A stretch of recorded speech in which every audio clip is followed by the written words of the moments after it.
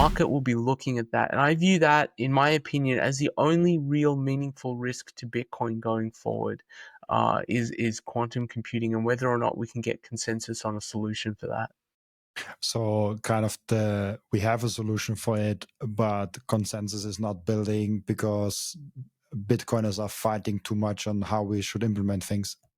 Yeah, I mean, some of the questions around this are actually very difficult to answer because there are a lot of coins out there which are not quantum resistant, that are in addresses where the public key has been revealed. And any address which has Bitcoin with a public key revealed, a quantum computer can sort of steal that Bitcoin if it can figure out the private key to those public keys. And there's Satoshi's coins all have the public key revealed. So the question is, do you destroy those Bitcoins? Do you destroy the Bitcoins who have public key revealed, or make a consensus change to the protocol that says that any Bitcoin with a revealed public key is dead?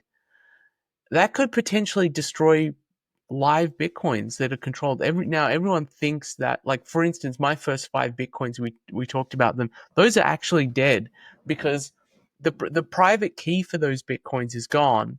And in that case, the public key is not revealed. But imagine that the public key of those Bitcoins had been revealed. Should you destroy those Bitcoins? Like, how do you know they're dead?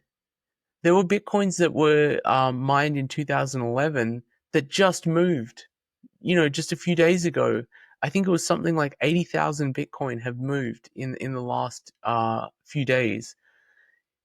So this is, I think, one of the difficult questions around getting consensus on a quantum computing solution is, what do you do with the Bitcoins that are vulnerable? Do you create some timeline and say, hey, we're going to create a change to Bitcoin that's quantum resistant, and you have a window of time, maybe 2 years, to move your coins, to make those coins quantum resistant. Otherwise, your Bitcoin are dead. I think that's going to be a very, very lively debate. And I'm not sure. I think there's a lot of risk around getting consensus around that. And if you can't get consensus, then you get the worst case solution where all of those coins are vulnerable and they can be stolen and spent. And when you're talking millions and millions of coins, it effectively destroys Bitcoin. It makes the protocol very, very, very vulnerable. It's a good point. Yeah. I actually haven't thought about the implications. Like, my thesis is always, if something is life-threatening to Bitcoin, the Bitcoin community will come together and figure out a solution. That's kind of like, I do think so, but it's more complicated than that in reality. And humans are emotional creatures.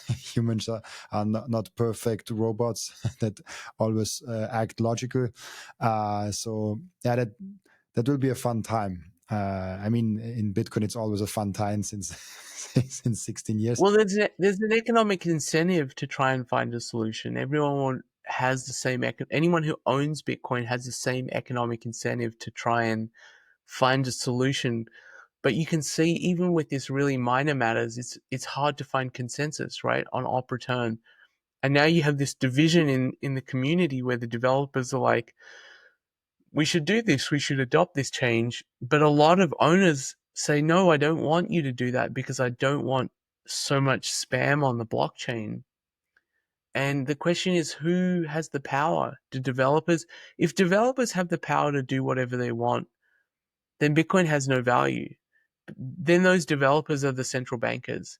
And that's why I think a lot of people pushed back on this change and said, we don't want this change, because does it actually solve any problem? And if it doesn't solve a really critical problem for Bitcoin, why change Bitcoin at all? We should be trying to move towards Bitcoin not changing, because our trust in this 21 million supply cap, which is where Bitcoin really gets its value from, is really based on the idea that Bitcoin is almost impossible to change. If you can make a change to it, then you're putting at risk people's confidence in that supply cap. It's a good point. Yeah, it's like, if it, I think it will never be able to I think there's never consensus that we increase the supply cap. I think that will be I cannot even imagine that being the case at all. But once we open the Pandora and there's like a central group that all of a sudden has some authority on like, hey, let's do this, and people just accept that and don't push back, then where's the limit? Like where do you stop? The same discussion was with block size war, where like, okay, only a small change and increasing to the block size, but if we increase it once, it's a danger that maybe we increase it the next year again and the next year again, and all of a sudden it's too big for normal people to run their own node. So even like small changes can make some danger, I guess, in that sense. And it's not just theoretical, I should say. There's been discussions. I mean, Peter Todd has talked about adding a tail emission to Bitcoin. So there's always some inflation in Bitcoin, no matter what. Maybe he wants it to be small, but his reason is that to secure the network, you need some amount of inflation permanently in Bitcoin.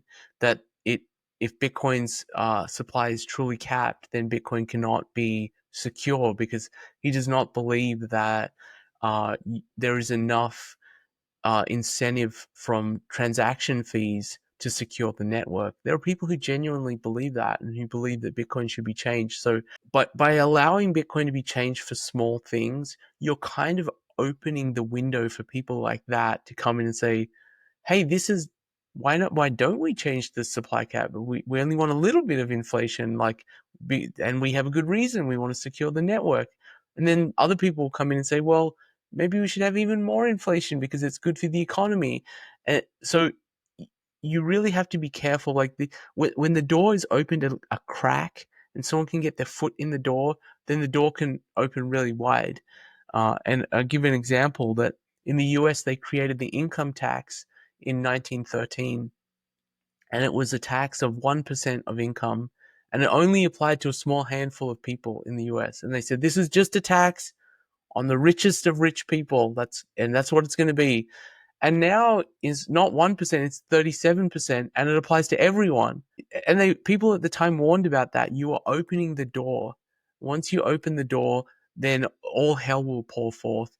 So I'm very, very cautious about any changes being made to Bitcoin. The only change that I think is warranted to be made to Bitcoin is something that protects Bitcoin from quantum computing.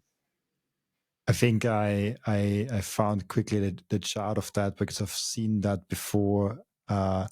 This one where the income tax all of a sudden like starts and gets bigger, and then it gets a bigger and bigger part of the federal revenue. Mm-hmm. Crazy. I want to touch on something that I think I heard you talk about it, the kind of the moral impact that Bitcoin has on Bitcoiners. If I remember correctly, I think this was from you. How do you see you've seen a lot of you've seen it on yourself, and you've seen it probably from a lot of Bitcoiners over the time that you've known before, and then they adopted Bitcoin. What do you think is the impact outside of they're getting more money when they adopt Bitcoin? I've seen a transformation in so many people, enough that I know it's not a coincidence, that it extends people's time horizon. They're no longer saving in something that's a melting ice cube. When you save in fiat currency, the value slowly dissipates over time. Or sometimes it dissipates very quickly. And that creates an incentive, even if people don't really understand it, creates an incentive to go out and spend more money or to try and invest or gamble. Because if you don't do that, the value that you have earned through hard work sort of disappears over time.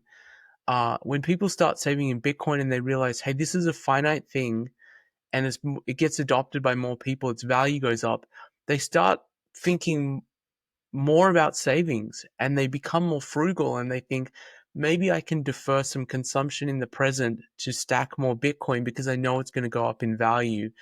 Uh, and I've seen that transformation happen with so many people. And when they start thinking more about savings, they become more frugal, they become more future oriented. Uh, and it seems, my experience, it seems to change people's value systems. It changes you internally. Um, and I've seen people become more moral because of this. It seems like a really strange thing, like people becoming uh, more frugal and more future oriented and wanting to save more money. It's strange to think, but I've seen that transform people into becoming more moral and thinking about other things in their future. Like now, maybe I can have a family. Now, maybe I want to have kids because I can afford to have kids. I've seen that happen many, many times, and I think there is something to it that Bitcoin can transform people to become more moral people. There's some aspect that it gives us hope and strength, because like a foundational thing is slowly getting fixed. Like if you if your excess cash per month is like 200 euros or dollars, and you always saved it in euros and dollars, your foundation is always slipping away. But what if you put that in Bitcoin? Your foundation all of a sudden gets bigger and bigger. And if you have done like 100 euros, 200 euros per month the past 5, 6 years, you're doing it immensely good. If you've never touched that stack, you have a really great stack already. I've not done the math, but I imagine it's a really, really good stack. 5 years DCing every month, like $200 into Bitcoin. And this can really empower someone to have a Yes. moral compass, and to have something. I do think every community, every society has its assholes and has its good people, but I've found in Bitcoin, in the Bitcoin community, there is an over proportional amount of really generous and nice and moral people that just like to give to and provide for humanity and for the community. And I think one other thing that has brought people together with Bitcoin is that it seems to me there's a shared common interest in human freedom because Bitcoin is a technology that promotes human freedom. And even if people don't have the exact same interests, I've seen people from very different backgrounds. So people who are interested in homeschooling, or people who are interested in their health. So they're interested in organic food that hasn't been processed with chemicals and doesn't have pesticides in it. And so they really care about the government getting out of, creating food. In the US, there's this entire food industrial complex of these big companies creating this really toxic food that people eat. Or people like MMA fighters, they seem to be really a great community of Bitcoin because they really value the freedom to pursue their skill, which is fighting. And a lot of governments have made it difficult or banned uh, their profession, and so they have this innate love of freedom, and so they came to Bitcoin from that direction. So I've seen people come to Bitcoin from all of these different directions, but the common theme seems to be people who value human freedom. I do agree with that. I love that aspect about Bitcoin, and I've interviewed now a little bit over 500 Bitcoiners, and with almost all of them, I can agree. That's great. I have one question that I ask each and every one of my guests, and the question is, what can we learn from you besides Bitcoin? From me, what can you learn from me about uh, the world? That's a tough question. I have not given that. I have so many questions about Bitcoin, but not, that's a really interesting question. Um, I really think I have 4 children, and I think having kids is one of the greatest blessings that anyone can have in their life. And so I think we're living in a world where people in Western countries are forsaking having children. They're forsaking the most meaningful thing that they can do in their life. And I think uh, focusing on having a family, building a family, is such a huge blessing that people should consider. For the vast majority of people, the most important thing that they'll ever do in their life is their kids. I mean, there are a few exceptions in history, Albert Einstein or Isaac Newton. They'll do something that's so important that all humanity will benefit. But for the most part, I think the biggest contribution we can make to this world is the kids we bring into this world and raising them well and giving them good values. So I I think people I think one reason people choosing not to have families is it seems so expensive because we're in this fiat world now, and the current generation is the first generation in maybe 200 years that doesn't have the expectation that they'll live a better life than their parents, which is really sad. Um, but Bitcoin gives you the ability to have that again, and I think if you can uh, feel the sense that your savings will be protected and grow in value over time, maybe you'll have the optimism to think, hey, maybe I can have a family. Maybe I can afford to do that and I can find a good partner and we can raise kids who have good values. I think everyone should aspire to that. I love that.